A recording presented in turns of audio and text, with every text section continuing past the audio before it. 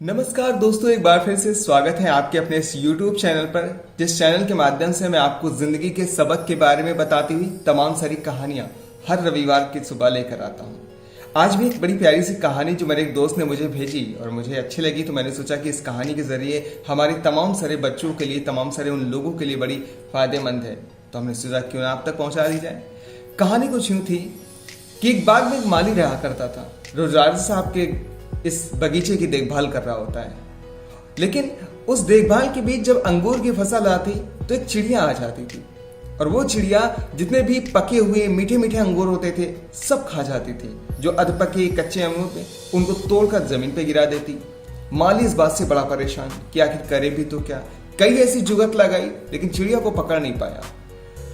लेकिन माली को अब डर भी लग रहा था कि जब बगीचे की देखभाल ही नहीं कर पा रहा है तो राजा साहब तो बहुत नाराज होंगे।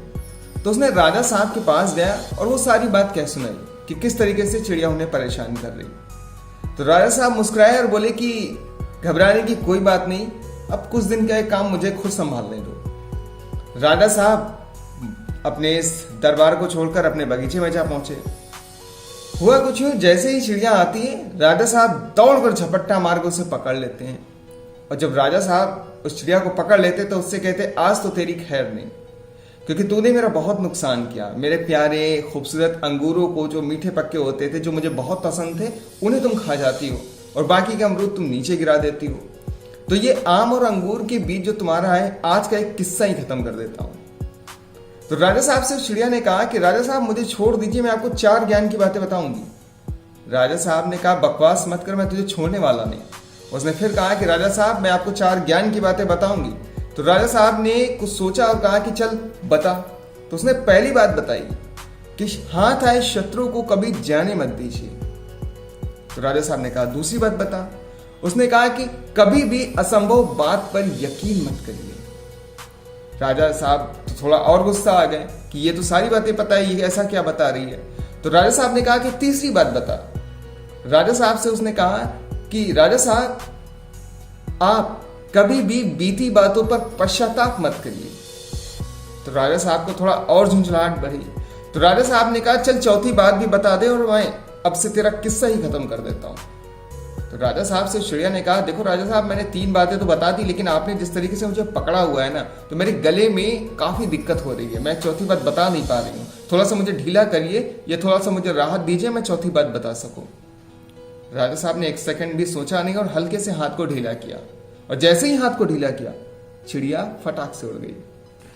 और राजा साहब से कुछ दूर जाकर एक पेड़ पर ऊंचे बैठ गए और वहां से बोली, राजा साहब मेरे पेट में 2 हीरे हैं। राजा साहब कुछ देर के लिए बखला गए और उनको पश्चाताप होने लगा।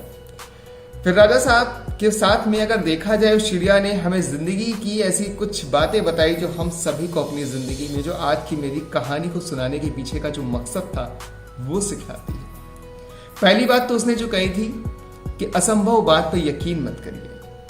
कभी भी पॉसिबल हो सकता है कि एक छोटी सी चिड़िया के पेट में 2 हीरे कभी नहीं हो सकते।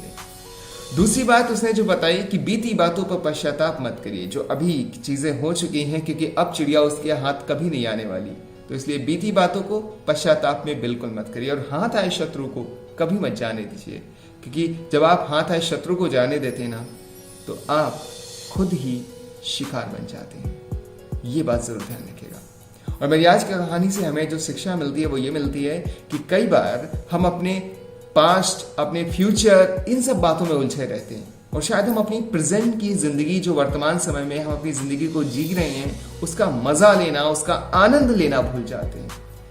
मुझे लगता है कि अपनी जिंदगी में हमें फ्यूचर की चिंता करनी चाहिए, पास्ट के बारे में सोचना चाहिए, लेकिन जीना प्रेजेंट में चाहिए। और जीने में अगर बात की जाए, जो प्रेजेंट में जीता है वही इंसान आगे बढ़ता है। इस बात का जरूर ख्याल रखिएगा। यही बताती है मेरी आज की कहानी। उम्मीद है आप सभी को पसंद आई होगी। कहानी पसंद आई तो हमारे वीडियो को लाइक करना और हम इस कहानी को अपने दोस्तों के साथ, परिवार के सदस्यों के साथ शेयर करना ना भूलिएगा। अभी के लिए इतना ही कहना चाहेगा आपका दोस्त आनंद कि हमेशा अपनी जिंदगी में हंसते रहिए, मुस्कुराते रहिए। फिर मिलूंगा एक नई कहानी के साथ, कुछ नई शिक्षा के साथ।